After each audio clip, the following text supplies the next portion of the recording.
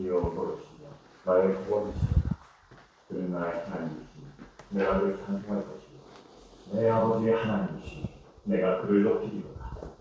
여호와는 용사시니 여호와는 그의 이름이시로다.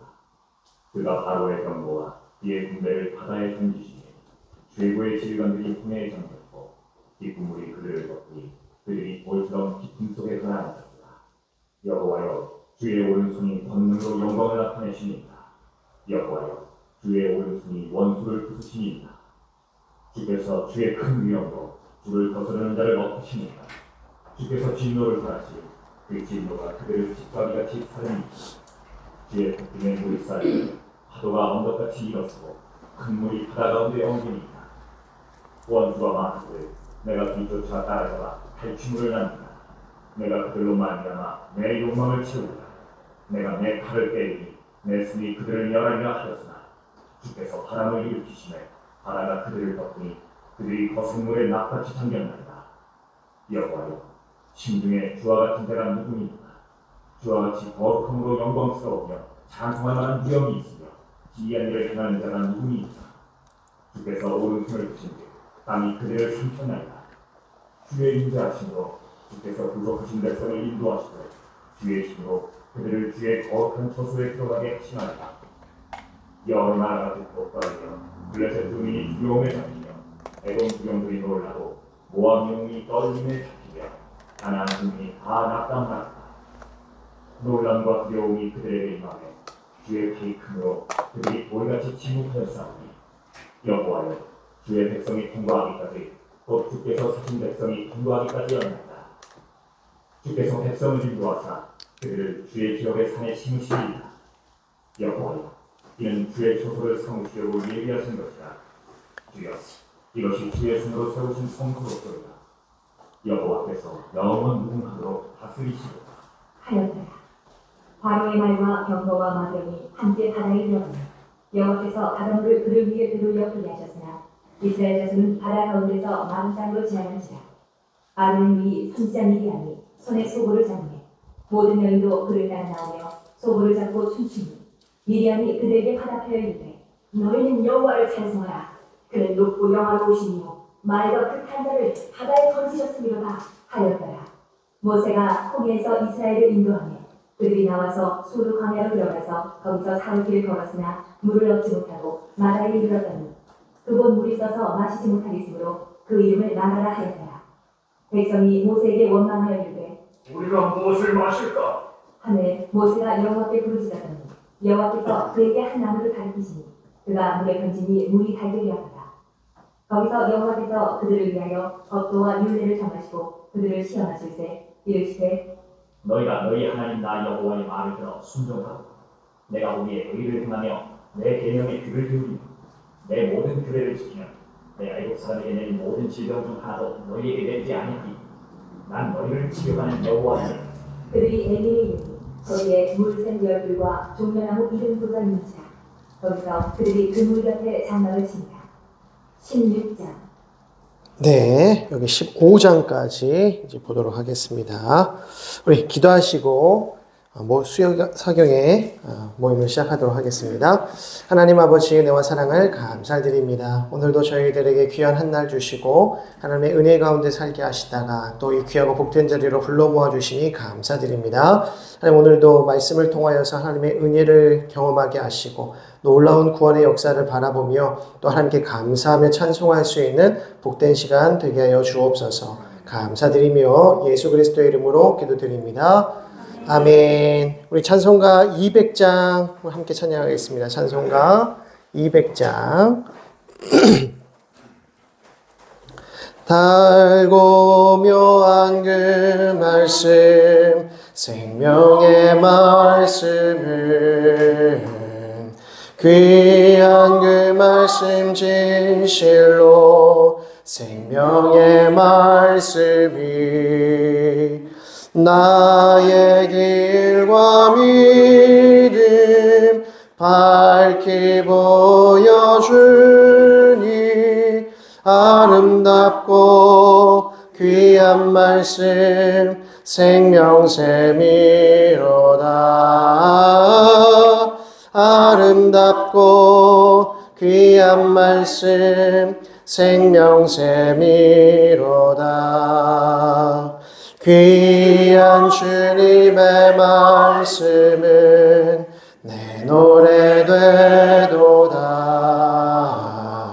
모든 사람을 살리는 생명의 말씀을 값도 없이 받아 생명길을 가니 아름답고 귀한 말씀 생명샘이로다. 아름답고 귀한 말씀 생명샘이로다. 널리 울리어 퍼지는 생명의 말씀은 마음의 용서와 평안을 골고루 주나니 다만 예수 말씀 듣고 복을 받네. 아름답고 귀한 말씀 생명샘이로다. 아름답고 귀한 말씀 생명샘이로다. 아멘. 우리 함께 보실 하나님의 말씀은 출애굽기 14장 10절에서 14절까지의 말씀 보겠습니다. 출애굽기 14장 10절에서 14절까지의 말씀을 우리 한 절씩 교독하여 읽겠습니다. 바로가 가까이 올 때에 이스라엘 자손이 눈을 들어 본즉 애굽 사람들이 자기들 뒤에 이른지라. 이스라엘 자손이 심히 두려워하여 여호와께 부르짖고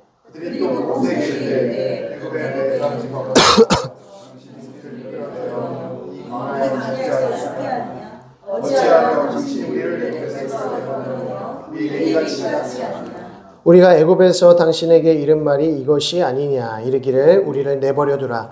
우리가 애굽 사람을 섬길 것이라 하지 아니하더냐. 애굽 사람을 섬기는 것이 광야에서 죽는 것보다 낫겠노라.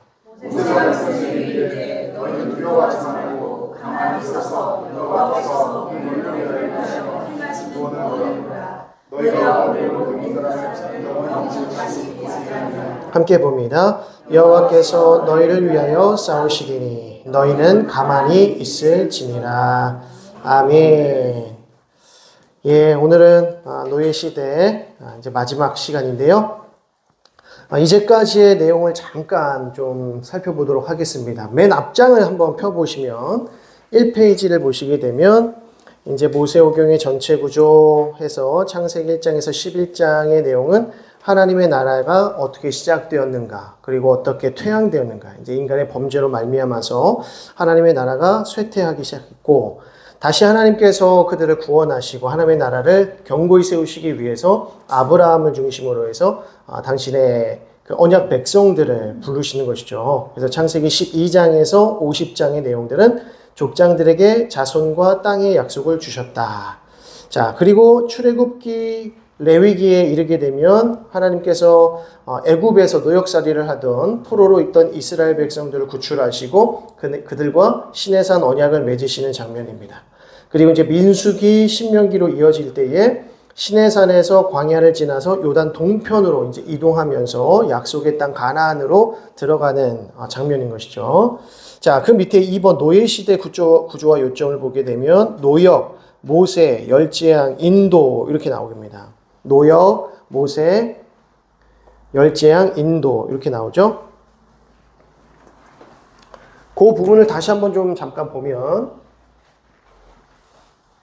노역, 그리고 모세 부르심, 열재앙, 그리고 인도 이렇게 나옵니다. 자, 이 이야기는, 이 전체적인 구조는 출애굽기 3장 7절에서 8절 말씀, 우리가 굉장히 중요하게 다루었던 말씀입니다. 그래서 하나님의 구원의 행위였다. 하나님의 구원 행위로서 하나님께서 어떻게 이스라엘 백성들을 구원하시는지에 대해서 보는데요. 한번 찾아보겠습니다. 출애굽기 3장 7절에서 8절 말씀.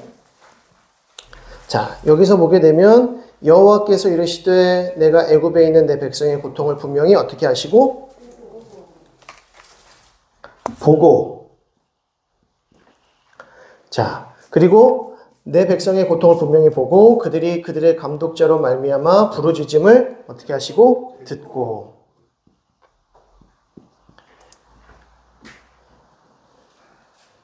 그리고 그 부르짖음을 듣고 그 근심을 알시고, 알고, 보고 듣고 알고. 이게 노역의 때에 이스라엘 백성들이 하나님 앞에 부르짖고 또 그 근심 가운데 나아갔던 것을 우리 하나님께서 보시고 또 들으시고 아셨다는 것입니다. 그러면서 8절 말씀에 내가 어떻게 해서 내려가서 라고 하십니다. 내려가신다. 그래서 이 땅 가운데 내려오신다. 그래서 내려오셔서 뭐 하셨냐 했더니 모세를 부르시더라는 거죠. 그죠? 그러니까 노역살이 가운데, 죄 가운데서 노역살이를 하고 있는 이스라엘 백성들의 그 고통을 주님께서 보고 듣고 아셔서 그들에게로 내려가시는데, 내려가셔서 뭐 하셨냐? 제일 먼저 모세를 부르시더라는 겁니다. 자, 그리고 내려가서 그들을 애굽인의 손에서 어떻게 하시고 건져내셨다. 건져내고, 자, 건져내시는 방식은 재앙이었습니다. 10가지의 재앙을 이제 내리시면서 바로를 괴롭게 하신 것이죠. 그리고 나서 그들을 그 땅에서 인도하신다라고 하는데, 인도하셔서 어디로 가시는 겁니까?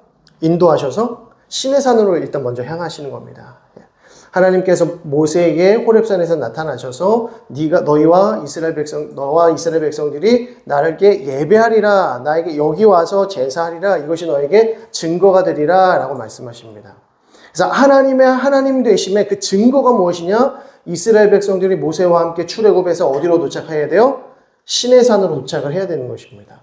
그래서 시내산에서 하나님을 예배하고 제사할 때에 이스라엘 백성들을 비롯한 모든 이방 나라들이 무엇을 깨닫는가? 하나님이 누구이신가? 하나님은 여호와 하나님이시고 이스라엘을 구원하시는 하나님이라는 것을 이스라엘 백성들뿐만 아니라 모든 이방 나라들의 민족들에게 그 사실을 알리시라고 하는 것이죠.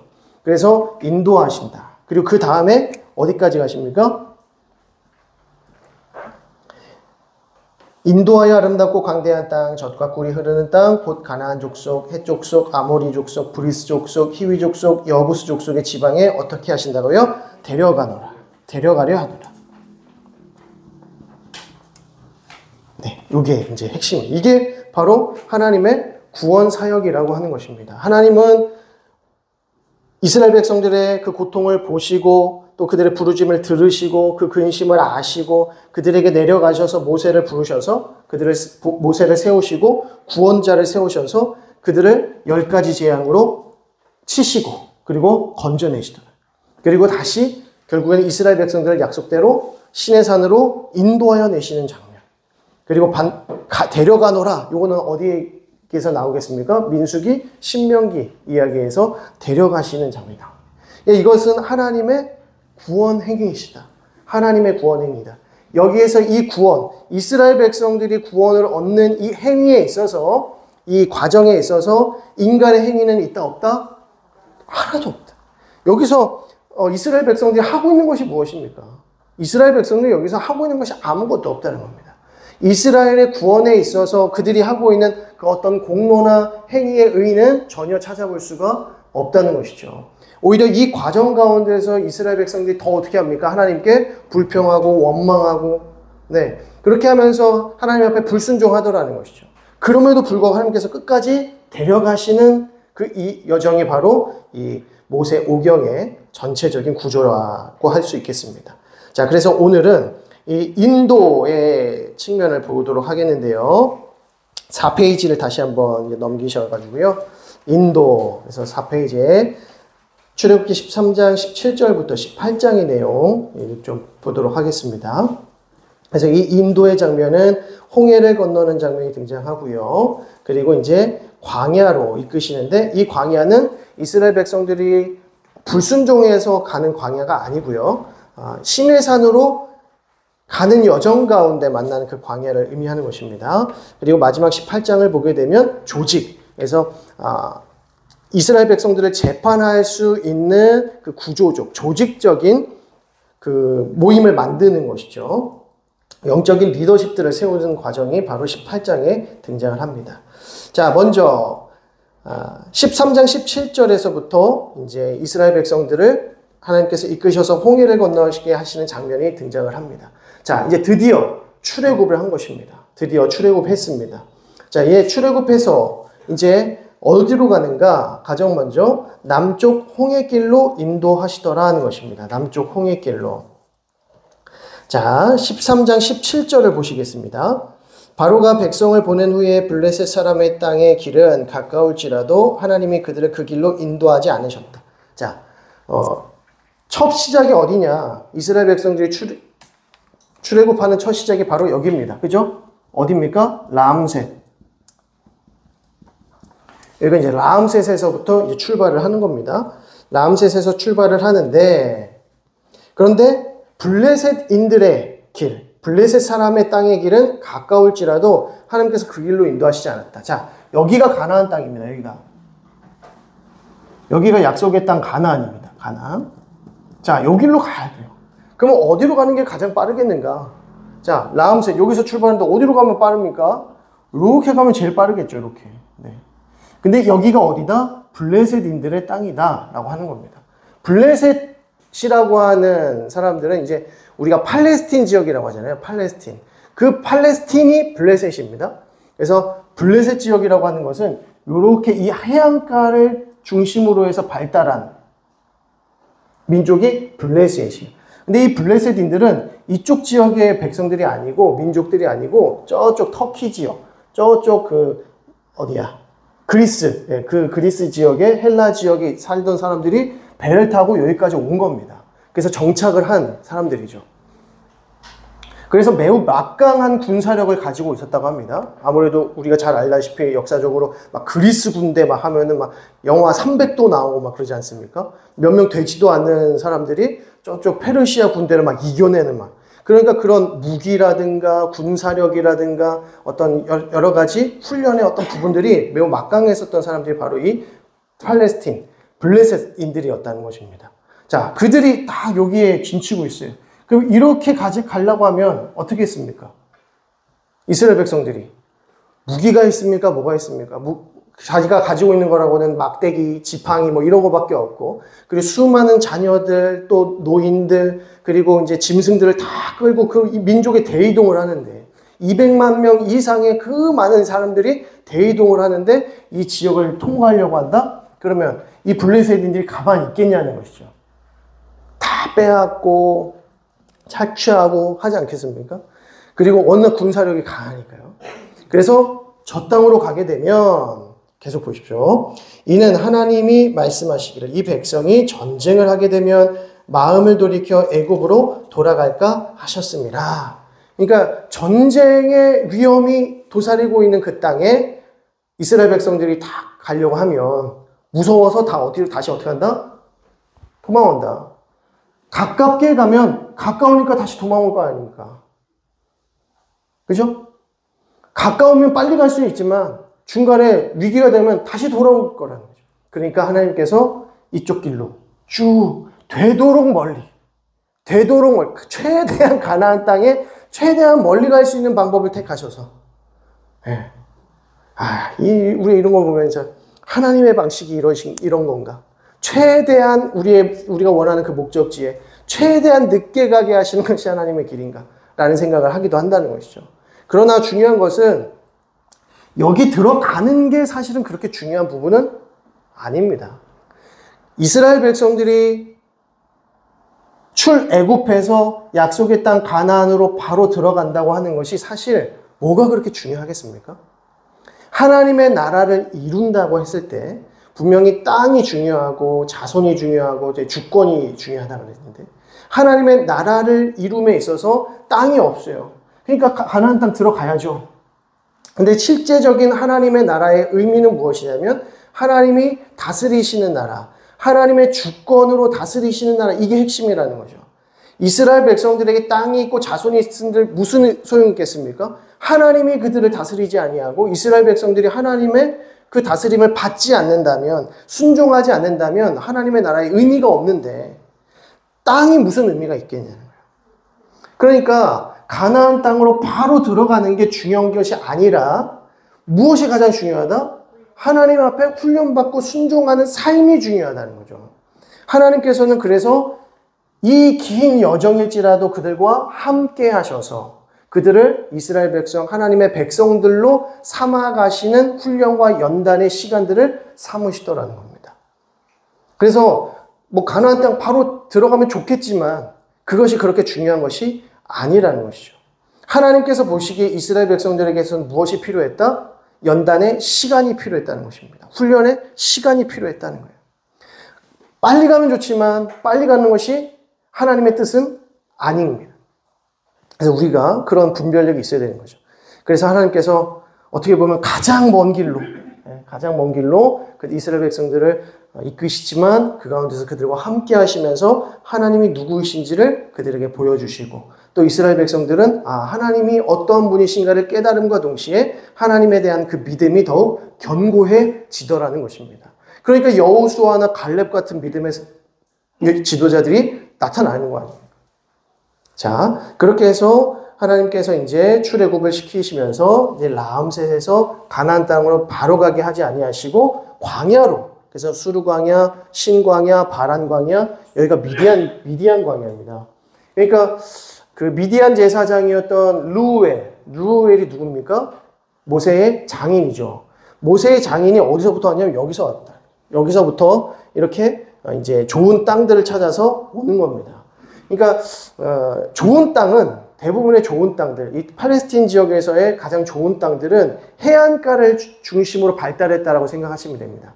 그래서 고대 문명이 이제 강 주위로 이제 발전했듯이 해안가 중심으로 대부분 도로가 뚫려 있고 해안가 중심으로 도시가 발달되어 있고 이렇게 생각하시면 돼요. 그러니까 사람이 살 수 있는 것은 그 해안가 주변이어야 한다는 것이죠. 그래서 라암셋을 출발로 해서 시작으로 해서 20절을 보시게 되면 그들이 숫곳을 떠나서 광야 끝 에담 장막을 쳤다. 에담의 장막을 쳤다. 자, 숫곳이 어딘가요? 여기가 숫곳입니다. 숫곳. 그래서 라암셋에서 숫곳으로, 그리고 바로 옆이 에담으로 갑니다.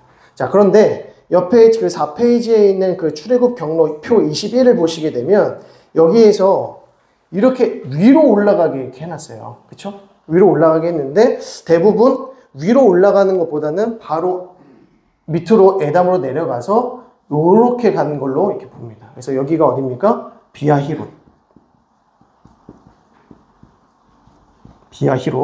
비아히롯으로 옵니다.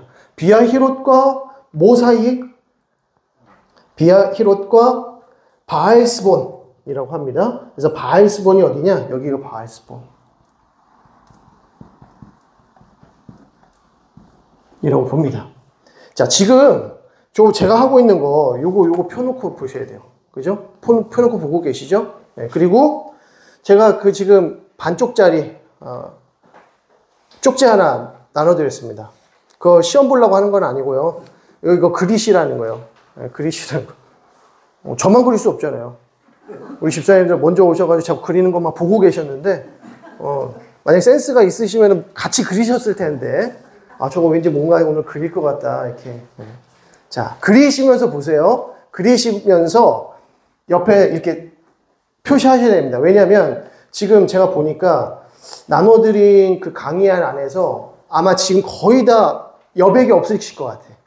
그죠? 여백이 거의 없으실 거예요. 그래서 이 지도를 같이 그리시면서 그 여백에다가 그리고 그 뒷장에다가 오늘의 강의들을 좀 정리하시면 좋겠다 싶어서요. 그래서 못 그리셔도 상관없어요. 뭐 뒤에다 붙이거나 뭐 이거 전시하고 그러는 거 아니니까.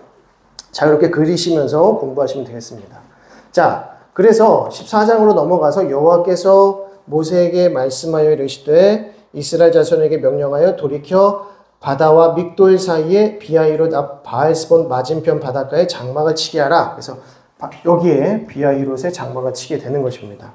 자, 여기서 특별한 건 숫곳을 떠나서 20절에 그들이 숫곳을 떠나서 광야 끝 에담의 장막을 쳤을 때에 뭐가 중요하게 나타납니까? 21절 여호와께서 그들 앞에서 가시며 낮에는 구름기둥으로 그리고 그들의 길을 인도하시고 밤에는 불기둥으로 그들에게 비추사 낮이나 밤이나 진행하게 하시니. 자, 어디에서요? 어디에서 이런 일이 일어났습니까? 에담에서. 에담에서 이제 구름기둥, 불기둥. 에담에서 나타났다.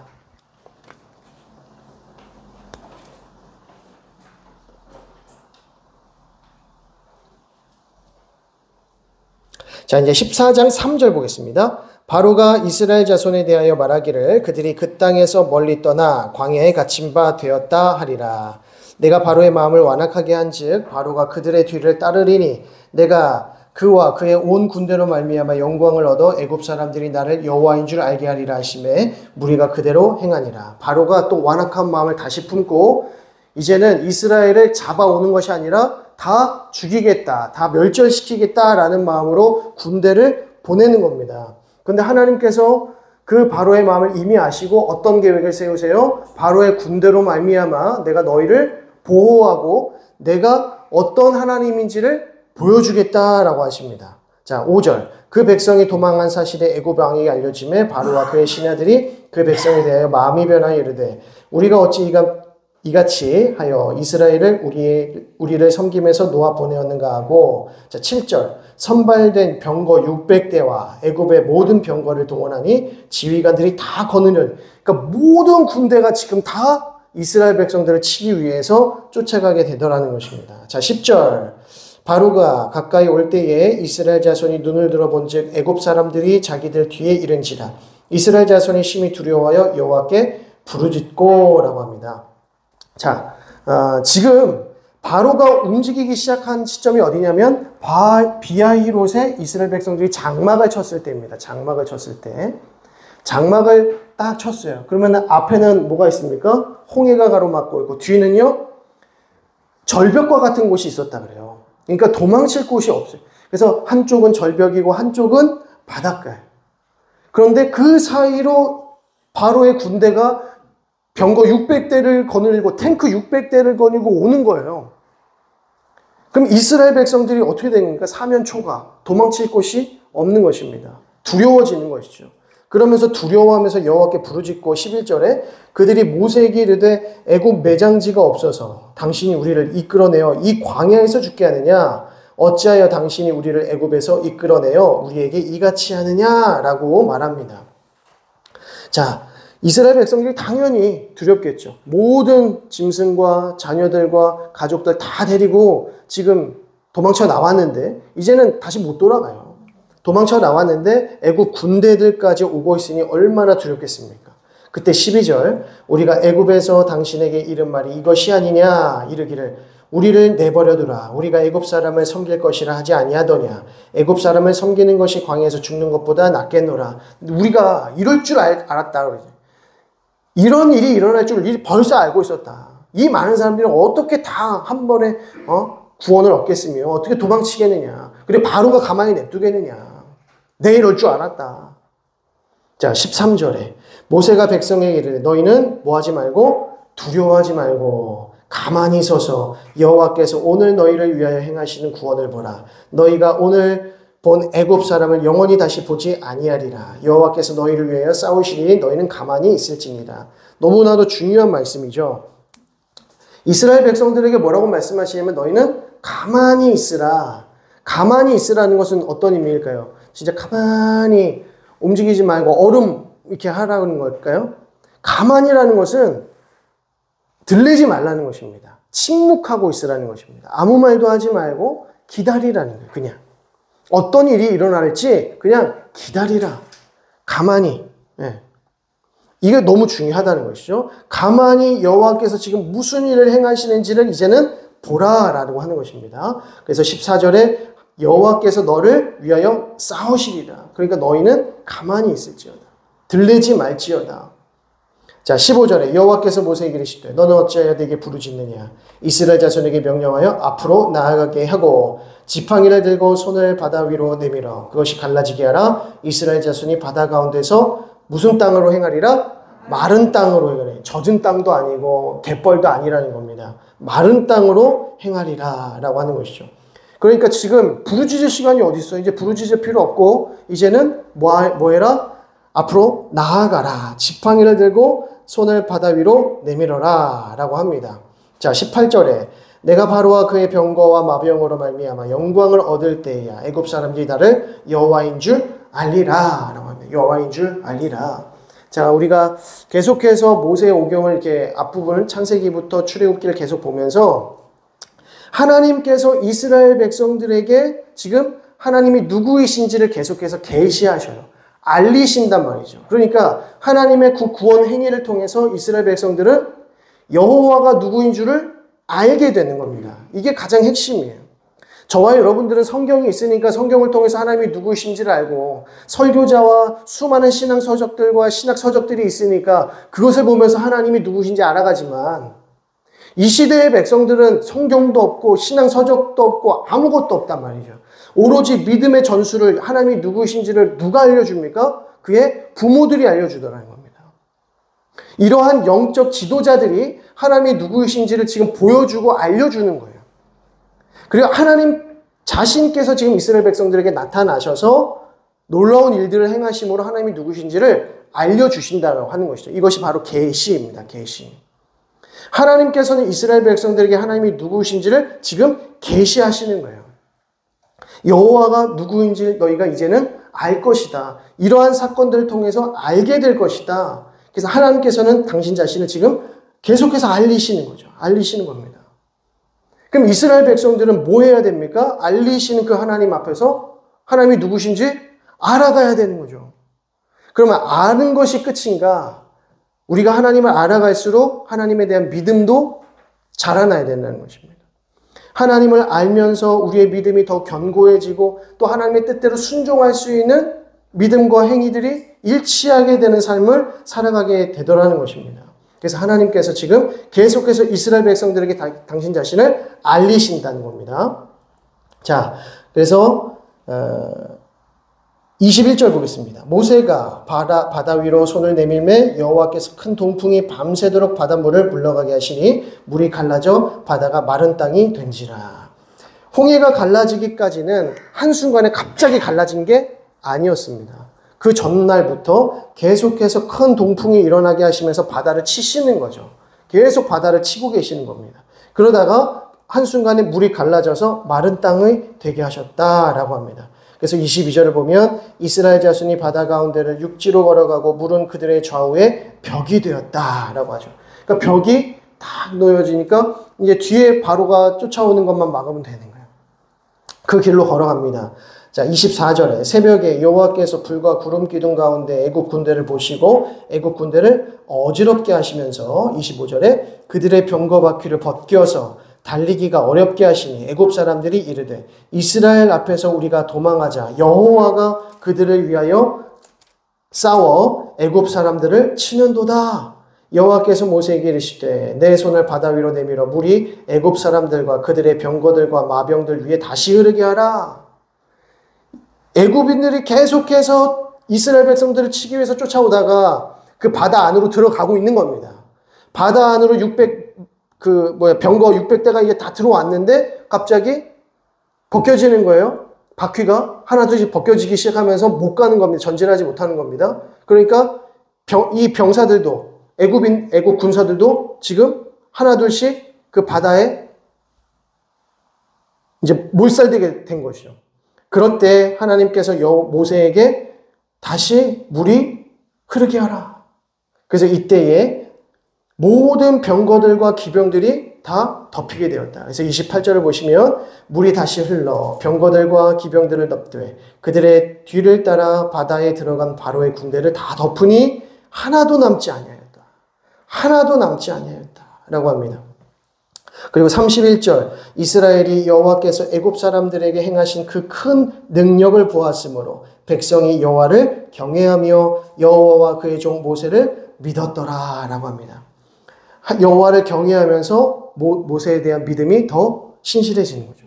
조금씩 알아가는 겁니다. 자, 그런데 이스라엘 백성들이 여호와를 경외했다, 모세에 대한 신뢰가 쌓였다, 믿었다라고 하지만 또 이 믿음이 순식간에 불순종으로 바뀌고 원망으로 바뀌고 불평으로 바뀌어요. 그러니까 우리의 믿음 생활이라는 것은 갑자기 한순간에 확 올라가가지고 쭉 유지되고 이게 아니라는 것이죠. 저와 여러분들의 믿음은 어떻습니까? 올라가다가 내려가다가 또 올라가다가 내려가다가 어떤 때는 의심하다가 원망하다가 어떤 때는 하나님밖에 없고 막 하나님 위해서 목숨까지도 바칠 것 같다가 바로 그 다음날 내가 어저께 왜 그랬지 이렇게 되면서 또 식어졌다가 이렇게 된다는 거예요. 중요한 것은 무엇이냐면 이런 어떤 영적인 흐름들이 계속해서 동일하지 아니하고 우리의 신앙의 여정이 흘러가면 흘러갈수록 이게 요동치겠지만 점점점 올라가더라는 거예요. 점점점 올라가더라는 겁니다. 그래서 이스라엘 백성들이 가나안 땅에 들어가기 직전에 그 신앙을 보게 되면 놀라울 정도로 순종하는 모습을 보입니다. 자, 거기까지 우리는 계속 보여야 되는 거죠. 우리의 믿음의 여정도 마찬가지다라는 것입니다. 자, 그렇게 해서 이제 다 덮으셨어요. 그래서 여호와를 경외하고 모세를 믿게 되는 순간이 일어났게 된 것이죠. 자, 그래서 15장에 모세의 노래가 나타나는데요. 이 모세의 노래는 두 가지로 나타납니다. 두 가지 메시지로. 하나는 하나님께서 애국 군대를 무찌르셨다. 하나님께서 이스라엘 백성들을 위해 싸우셨다. 하나님은 용사이시다라고 하는 메시지가 있고요. 또 다른 메시지는 무엇이냐면 이제는 가나안 땅으로 하나님께서 우리를 인도해 내신다라고 하는 것이 이 모세의 노래의 중심된 메시지입니다. 자, 1절 후반절을 보시면 내가 여호와를 찬송하리니 그는 높고 영화로우시며 말과 그 탄자를 바다에 던지셨음이로다. 이 찬양의 고백이 나중에는 이스라엘 백성들에게 속담과 같이 이제 퍼져나갑니다. 그는 높고 영화로우시며 말과 그 탄자를 바다에 던지셨음이로다.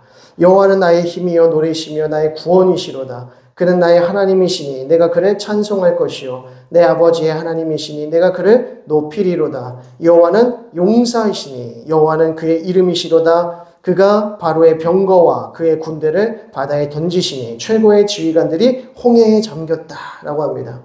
여기서 여호와는 그의 이름이시다. 여호와의 뜻이 무엇입니까? 구원자. 여호와는 구원자라는 뜻이죠.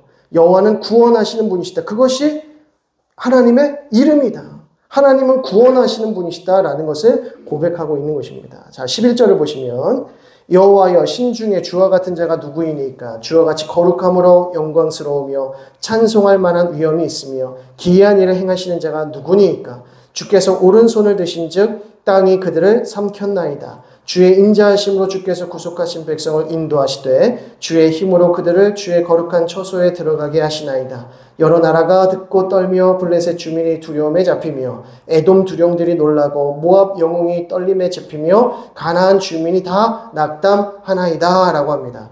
하나님께서 이스라엘 백성들을 구원하시는 그 모든 순간 속에서 이스라엘 백성들은 하나님이 누구이신지를 알게 되는데 이 모세의 고백을 통해서 하나님은 용사이시다. 여호와이시다. 우리를 위해 싸우신다. 우리를 약속의 땅으로 인도하신다라고 하면서 지금 뭐라고 합니까?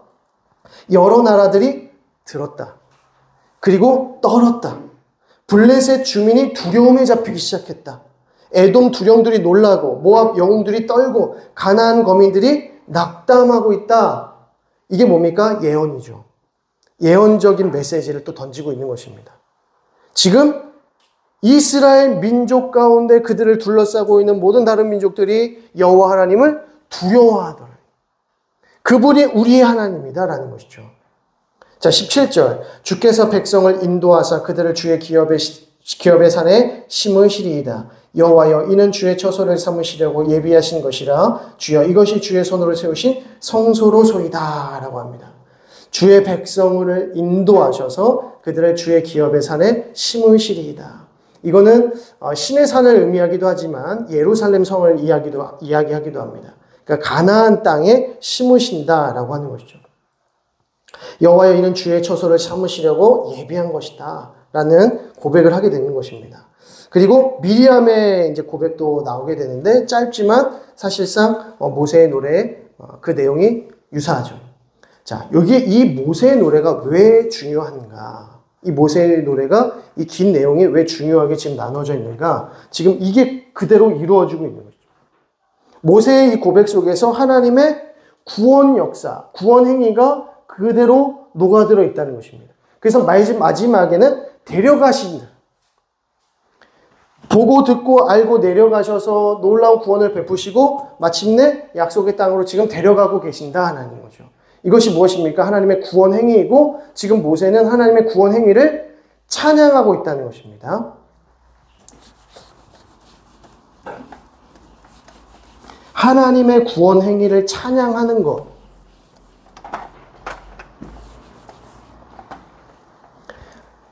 하나님께서 이스라엘 백성들을 구원하실 때 모세에게 무슨 말씀을 하시냐면 시내산에서 처음 모세를 만나 주시면서 내가 너를 보낸 그 증거가 무엇이냐면 너와 이스라엘 백성들이 여기서 곧 시내산에서 나를 뭐 할 것이다? 예배할 것이다. 예배하게 될 것인데 이것이 내가 너를 보낸 증거다. 내가 너의 하나님이 된 증거다라고 합니다. 예배가 무엇입니까? 예배. 하나님의 백성들이 하나님께 나아갈 때 나타나는 모든 반응들, 그것이 예배입니다. 우리가 하나님께 나아가면, 우리가 하나님을 만나게 되면 우리가 뭐 하냐? 하나님 만나셔서 뭐 하실 거예요? 그게 예배예요. 예배라고 하는 것은 어떤 지금 저희가 매 1시간 정도 드리는 모든 어떤 순서가 매겨져 있는 어떤 예식을 말하는 것이 아니고 예배는 하나님의 백성들의 삶이라는 것입니다. 왜 하나님의 백성들은 하나님을 예배하는 삶을 사는가? 하나님이 우리와 함께 하시기 때문이죠. 하나님이 우리와 함께 하시기 때문에 우리의 모든 삶이 예배가 되는 것입니다. 왜 예배하라라고 하냐면 예배하라는 말씀은 결국 뭐예요? 하나님 만나라. 우리의 삶 속에서 하나님 만나면 예배하는 겁니다.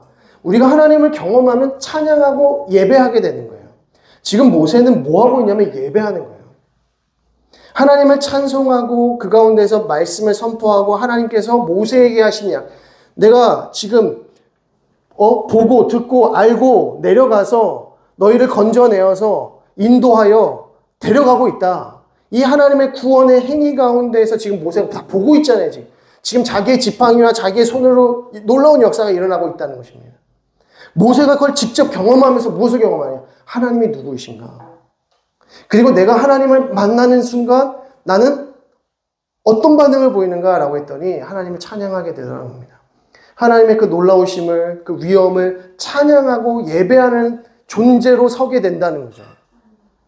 우리는 예배하라고 하면은 예배 잘하고 있는데 왜 자꾸 예배를 하라 그럴까? 주일 예배 열심히 드리고 있고 오후 예배까지 하고 있는데 얼마나 더 예배를 드려야 돼? 라고 얘기하는 것이 아니라는 거죠.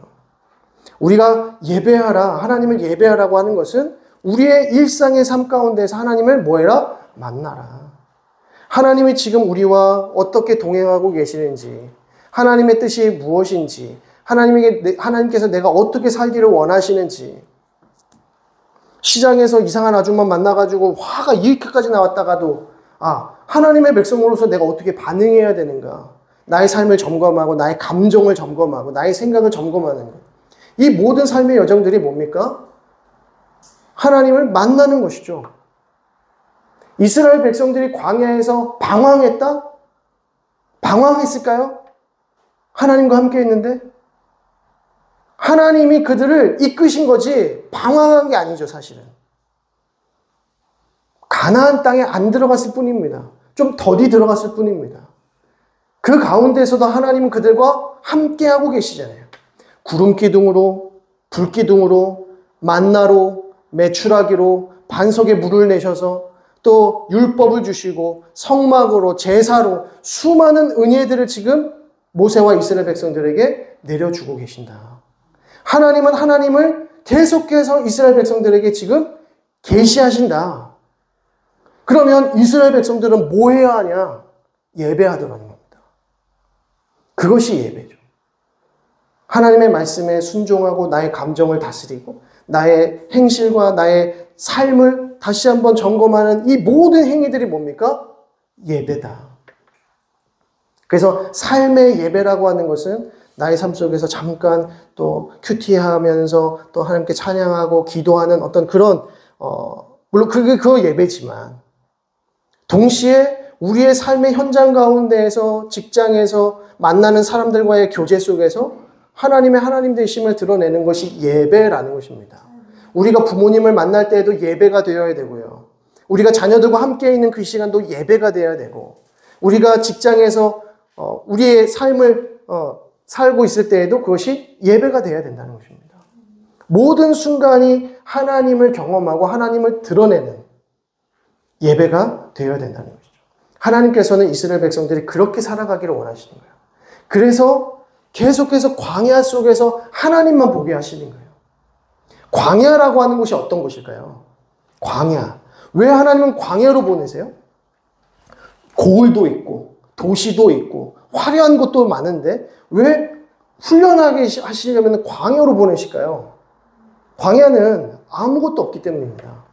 광야에는 의지할 만한 것이 없기 때문입니다. 물이 없어요. 만나와 메추라기도 없어요. 고기도 없어요. 아무것도 없어요. 누구만 계셔요? 하나님만 계셔요. 우리의 인생이 광야와도 같다? 그렇다면 이 광야와 같은 인생은 하나님만 의지하는 인생이 되어야 되는 거죠. 하나님이 나와 함께 하시니 하나님만 의지하는 삶 가운데에서 하나님의 구원을 경험하고 하나님께서 나를 어떻게 먹이시는지, 어떻게 입히시는지, 어떻게 돌보시는지, 어디로 인도하시는지 순종을 통해서 가야 되는 것이죠. 근데 그 삶이 쉽습니까? 어렵습니까? 예배의 삶이 과연 쉽습니까? 어렵습니까? 너무나도 어려워서 이스라엘 백성들이 뭐 합니까? 불평하고 원망하고 짜증내고 했던 얘기 또 하고 또 하고 또 하고 우리를 애굽으로 다시 보내주십시오. 이런 소리 하고 있고. 왜? 애굽엔 뭐가 있어요? 모든 게 있잖아요. 내가 노예로 살아도 거긴 고기가마가 있거든요. 거기선 그래도 밥 주거든요. 집이 있고 장막이 아니라 텐트가 아니라 거긴 집이 있잖아요. 그러니까 애굽으로 가려고 하는 것이죠. 그런데 하나님께서는 그들을 광야로 모십니다.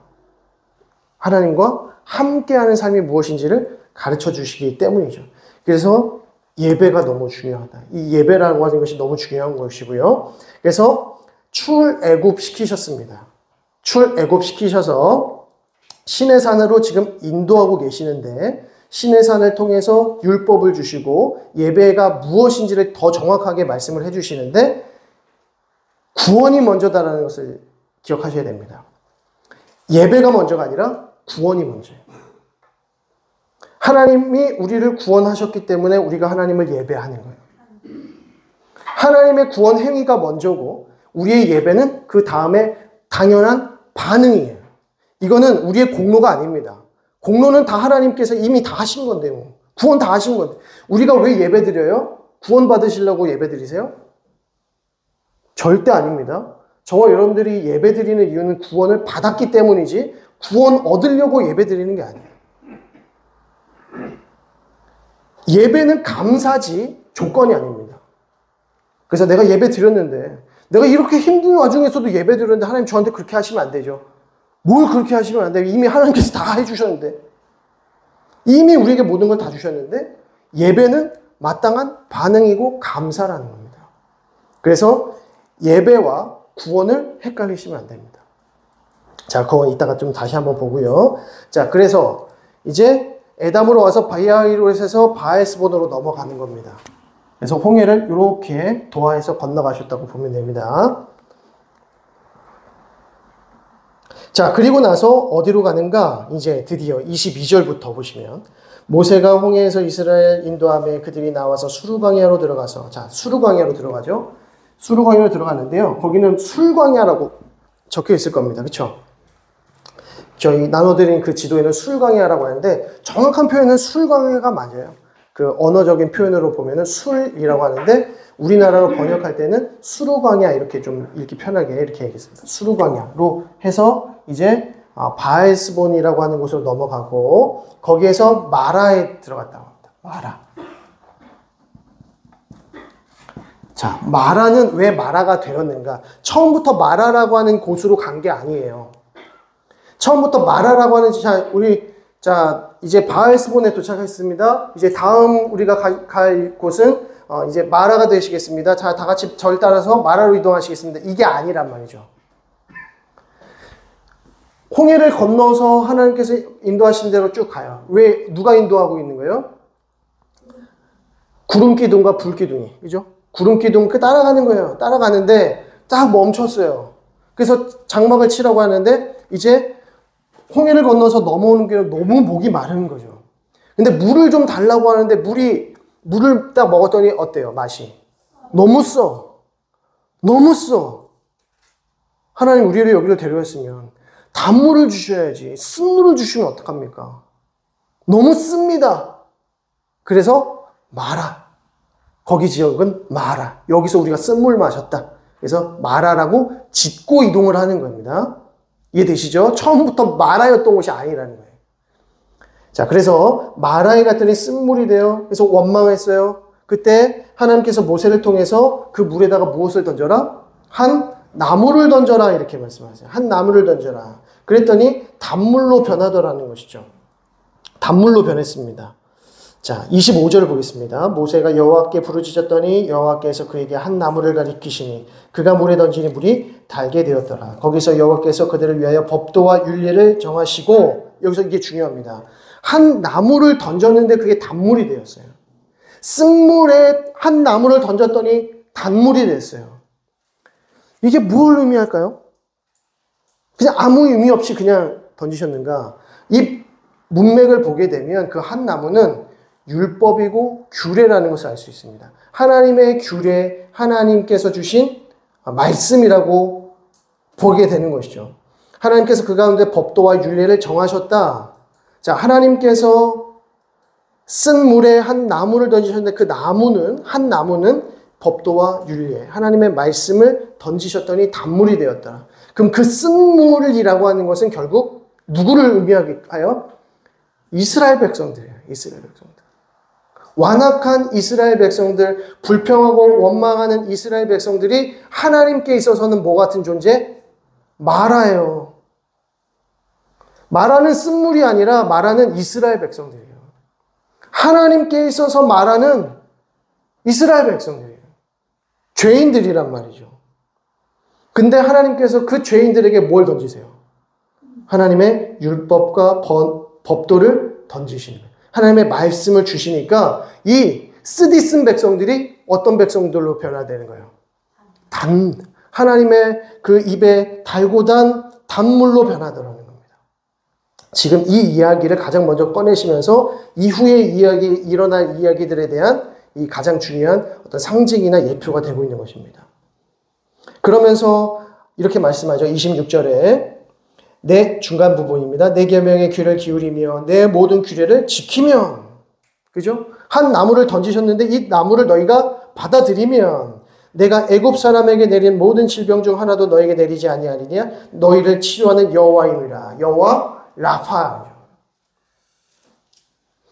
하나님의 치료는 이 여호와 라파 이렇게 찬양하는데, 하나님 오늘도 나를 치유하여 주시고, 내가 오늘 감기에 걸렸는데 이 감기도 좀 치료해 주시고, 내가 요즘 무릎이 안 좋아가지고 지금 너무 힘든데 이 무릎도 좀 치료해 주시고. 지금 여호와 라파는 그 얘기가 아니죠.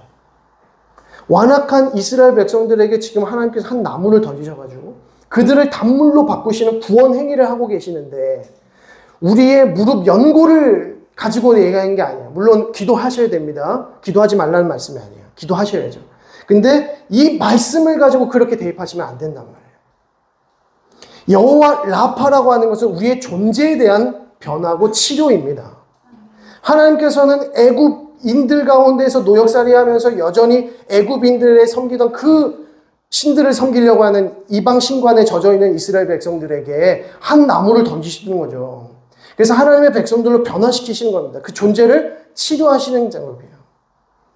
그게 바로 말씀이라는 것이죠. 그게 여호와 라파라는 뜻입니다. 자, 27절. 그들이 엘림에 이르니, 자, 여기서 엘림으로 갑니다. 엘림. 근데 이 엘림에는 뭐가 있어요? 샘 12이 있고 종려나무 70그루가 있는지라 라고 합니다. 샘 12이라고 하면은 뭐 수도가가 12개인가? 이렇게 생각하실 수도 있겠지만, 등산, 이렇게 북한산이나 이제 송추계곡, 이렇게 북한산 계곡 가시면, 저는 항상 그 북한산 계곡을 갈 때마다 너무 신기해요. 뭐가 신기하냐면 도대체 이 많은 물들이 어디서 나오는 걸까? 아니, 비가 그치고, 비가 다 그쳐가지고, 비도 안 내리고, 안 내린 지 또 꽤 됐는데, 계속 물이 흘러요. 계속 산에서부터 물이 내려와. 도대체 이 물이 어디서 나올까? 라고 할 때, 어디서 나오는 거죠?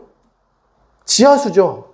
샘물. 그러니까 이 산 꼭대기에 여기에서 물이 흘러나오는 그 구멍들이 있는 거예요. 솟아나오는 구멍들이 그 물줄기가 계속 만나서 이 큰 계곡을 이룬다는 것이죠.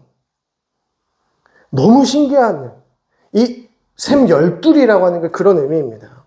이 샘 열둘이 터지면서 이 모든 200만 명에 가까운 이스라엘 백성들이 물을 마시기에 충분했다. 그리고 종려나무 70그루가 있었다는 것은 쉬기에, 그늘을 얻기에 충분했다는 말씀인 것이죠. 자, 16장으로 넘어갑니다. 16장으로 넘어갔더니 엘림과 시내 사이에 있는 신광야에 이르렀다. 자, 신광야에 이르렀다는 것이죠. 신광야에 이르니 애굽에서 나온 후 둘째 달 15일이라. 2월 15일.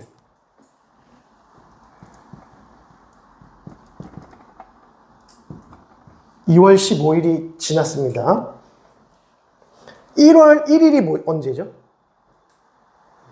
1월 1일. 6월절 시작 날이죠. 그래서 1월 14일에 6월절을 무교절과 함께 지키면서 탈출했습니다. 열 나흘 날. 그때 있죠. 그래서 6월절이 1월 1일이고 그 14일 이후에 출애굽한 거예요. 그래서 지금 약 한 달이 지난 거죠. 둘째 달 15일이니까. 자, 그렇게 지났을 때에 슬슬 뭐가 먹고 싶어요? 3절. 이스라엘 자손이 그들에게 이르되 우리가 애굽 땅에서 고기가마 곁에 있었던 때와 떡을 배불리 먹었던 때 여호와의 손에 죽었더라면 좋았을 것을.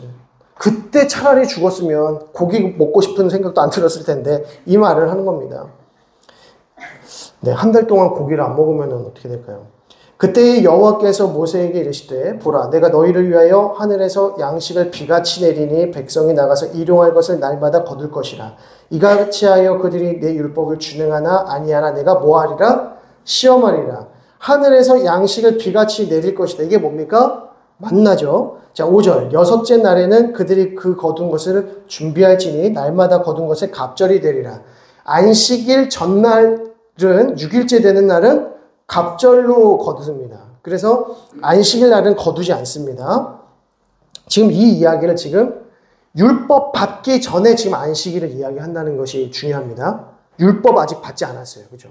율법은 출애굽기 20장에서 받습니다. 그런데 지금 안식일에 대한 유래를 지금 벌써 16절부터 하고 계시는 거죠. 그래서 모세와 아론이 온 이스라엘 자손에게 이르되 저녁이 되면 너희가 여호와께서 너희를 애굽 땅에서 인도하여 내셨음을 알 것이요. 8절. 모세가 또 이르되 여호와께서 저녁에는 너희에게 고기를 주어 먹이시고 아침에는 떡으로 배불리시니 이는 여호와께서 자기를 향하여 너희가 원망하는 그 말을 들으셨음이니라. 자, 그렇게 하면서 12절 보십시오. 내가 이스라엘 자손의 원망함을 들었노라. 그들에게 말하 이르기를 너희가 해질 때에는 고기를 먹고 아침에는 떡으로 배부르니 내가 여호와 너희의 하나님인 줄 알리라 하시니라. 자, 13절부터 저녁에는 메추라기가 와서 진에 덮이고 아침에는 이슬이 진 주위에 있더니, 그러니까 이슬 같은 게 하늘에서 내렸는데 그것이 마르니까 어떻게 돼요? 작고 둥글며 서리 같은 하얀 것들이 생기기 시작하는 겁니다. 이슬인 줄 알았는데 그것이 마르기 시작하니까 하얀 결정체를 만들더라는 겁니다. 자, 그랬더니 15절에 이스라엘 자손이 보고 그것이 무엇인지 알지 못하면서 서로 이르되 이것이 무엇이냐? 이것이 무엇이냐? 이것이 무엇이냐를 히브리어로 하면 이것이 무엇이냐? 이거를 히브리어로 하면 만나죠, 만나. 예. 그래서 만납니다. 아유, 만나. 아우, 너무 만나. 이 만나 아니고. 만나는 이것이 무엇이냐? 이슬인 줄 알았는데 이 하얀 결정체는 무엇이냐? 근데 먹었더니 어떤 맛이 나요? 너무나도 달콤한 맛이 난다는 겁니다. 자, 그러면서 앞서 이야기했던 게 나온 거죠. 그래서 일곱째 날 욕심내가지고 또 거두게 되면 그것이 20절을 보시면 그들이 모세에게 순종하지 아니하고 덜어는 아침까지 두었더니 벌레가 생기고 냄새가 난지라 모세가 그들에게 노하니라. 아니 그거 다 먹으라고 했고 더 많이 거두지 말라고 했는데 왜 욕심내가지고 다 먹지도 못할 거 먹을 만큼만 해야지. 그래서 화도 냈다는 것이죠. 자, 이제 그 얘기가 이제 만나와 메추라기 이야기가 이제 그렇게 나는 것입니다. 그리고 23절에는 안식일에 관한 이야기가 이제 처음으로 등장을 하는 겁니다. 자, 그렇게 해서 지금 엘림 신광야, 이 엘림에서 지금 계속 그 이야기가 일어나고 있는 겁니다. 그래서 엘림에는 무슨 이야기다? 엘림에서는 만나와 메추라기. 자, 그래서 이제 엘림에서 어디로 출발하느냐? 르비딤으로 갑니다. 르비딤.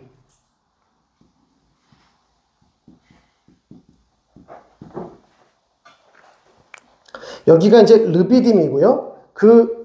돕가와 알루스구나. 돕가와 알루스는 잠깐 나오죠. 그냥 지나가는 거니까. 돕가, 알루스라고 나옵니다. 그리고 르비딤이 이제 중요합니다. 르비딤이 왜 중요하냐면 시내산 도착하기 바로 직전이에요.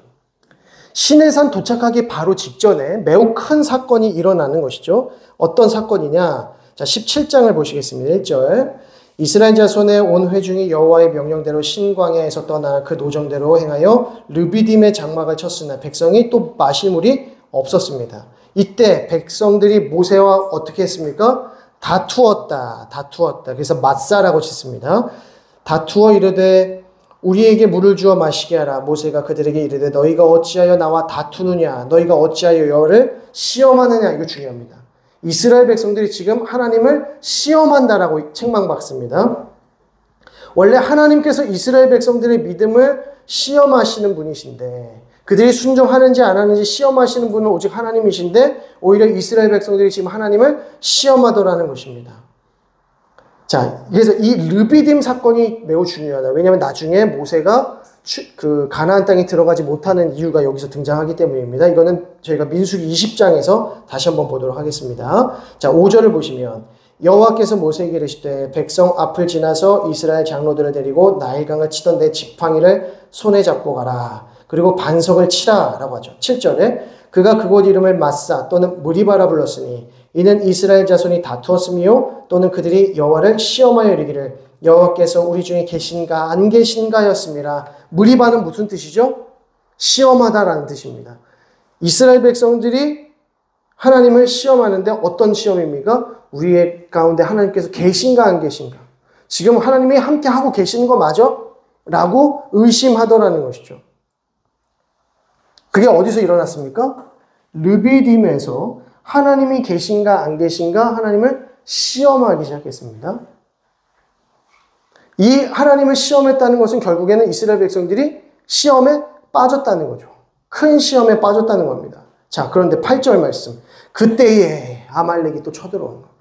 제가 저번에 한번 설교했었던 적이 있는데 시험은 항상 첩첩산중 몰려옵니다. 막 밀려들어요.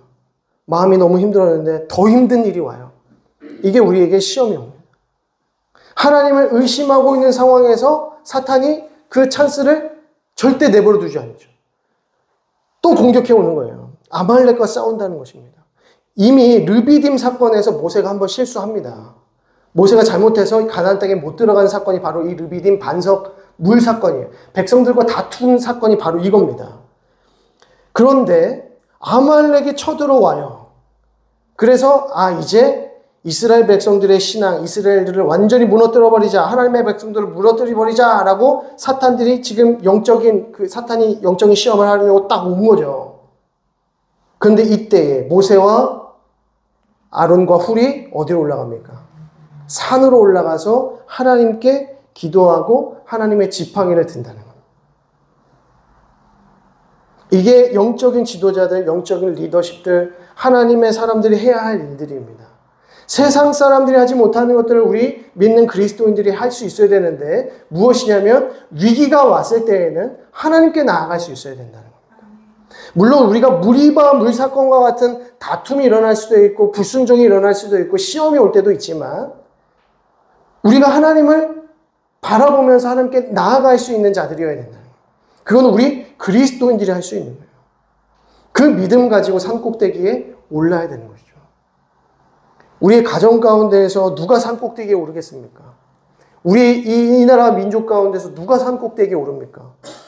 하나님이 누구신지 아는 자들이 올라가는 거예요.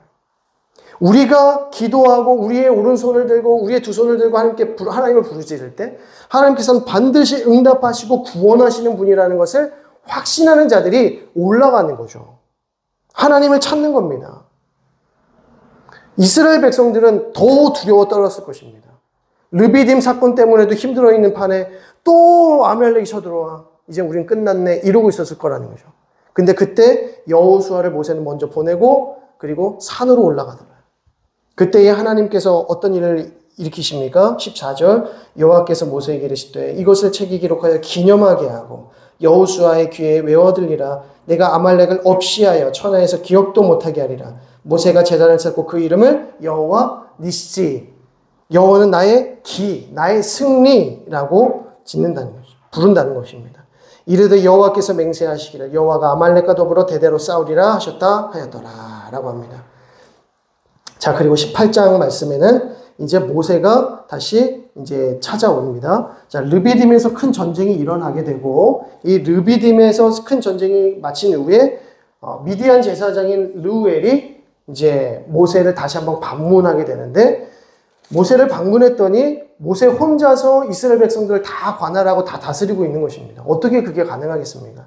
그래서 1000부장, 100부장, 50부장, 10부장을 세웁니다. 그래서 이스라엘 백성들을 재판할 수 있는 그 영적인 지도자들을 세우는데 1000부장, 1000명을 맡은 지도자, 그 중에 또 100부장, 100명을 맡은 지도자, 50부장, 10부장 이렇게 조직을 세세하게 가져가는 것이죠. 그래서 큰 그룹이 있는가 하면 작은 그룹으로 모여서 백성들을 이끌어 간다는 것입니다. 여기에서 우리는 소그룹의 중요성을 또 한번 깨닫고요. 그리고 당회, 노회, 우리의 총회의 중요성을 또 깨닫게 되는 것입니다. 그러니까 교회는 결코 단독적으로, 그리고 저와 여러분들은 홀로 신앙생활을 할 수 없는 거예요. 항상 우리는 도움을 받아야 돼요. 저도 도움을 받습니다. 우리 시차례 목사님들에게 도움을 받고, 또 동료 목사님들에게 도움을 받고, 또 선배 목사님들에게 도움을 받고. 어떻게 제가 우리 경신교회를 온전하게 막 섬길 수 있겠습니까? 혼자서. 절대 못하는 것이죠. 그리고 우리 장로님들과 함께, 우리 직분자들과 함께, 우리 모든 성도님들과 함께, 또 연륜 있는 성도님들의 이야기도 들어가면서 교회를 하나님의 뜻대로 세워나가는 것이죠. 절대 혼자 할 수가 없다는 것입니다. 그런 의미에서 이 조직을 세우는 18장의 말씀도 매우 중요하다라는 것을 알 수가 있습니다. 자, 이렇게 해서 노예시대 출애굽기 1장 11장부터 18장까지의 내용을 좀 봤고요. 다음 주부터는 19장에서부터 이제 계명시대를 들어가게 되는데, 이제 여기서부터가 이제 모든 그리스도인들의 가장 큰 장애물, 이제 걸림돌이 되는 것이죠. 여기서부터 이게 안 읽혀져요. 통독이 안 돼. 그죠? 레위기는 도대체가 왜 너무 이른 시간에 만나게 돼가지고 우리가 통독을 어렵게 되는데, 그것도 좀 짧게 해가지고 정리를 하도록 하겠습니다. 기도하겠습니다. 하나님 아버지의 은혜와 사랑을 감사드립니다. 하나님 이 저녁 시간에도 저희들 하나님의 귀한 말씀 앞에 머리를 조아리게 하여 주시고, 하나님이 어떤 분이신지를 깨달으며 우리가 어떠한 삶을 살아가야 되는지 다시 한번 결단할 수 있도록 인도하시니 감사드립니다. 하나님께서 우리를 구원하시고 또 그 놀라운 구원에 있어서 우리가 하나님을 예배하는 자의 삶을 살아가야 되는 줄 다시 한번 깨닫사오니, 하나님을 예배하는 인생으로 살아가게 하시고 우리의 삶 속에서 하나님만을 드러내는, 또 하나님만을 증거하는 복된 인생 되게 하여 주옵소서. 감사드리며 예수 그리스도의 이름으로 기도드립니다. 아멘. 하늘에 계신 우리 아버지여, 이름이 거룩히 여김을 받으시오며 나라의 임하옵시며 뜻이 하늘에서 이룬 것 같이 땅에서도 이루어지이다. 오늘날 우리에게 일용할 양식을 주옵시고 우리가 우리에게 죄 지은 자를 사하여 준 것 같이 우리의 죄를 사하여 주옵시고 우리를 시험에 들게 하지 마옵시고 다만 악에서 구하옵소서. 대개 나라와 권세와 영광이 아버지께 영원히 있사옵나이다. 아멘. 예, 우리 주위에 계신 분들에게 수고했습니다. 감사합니다.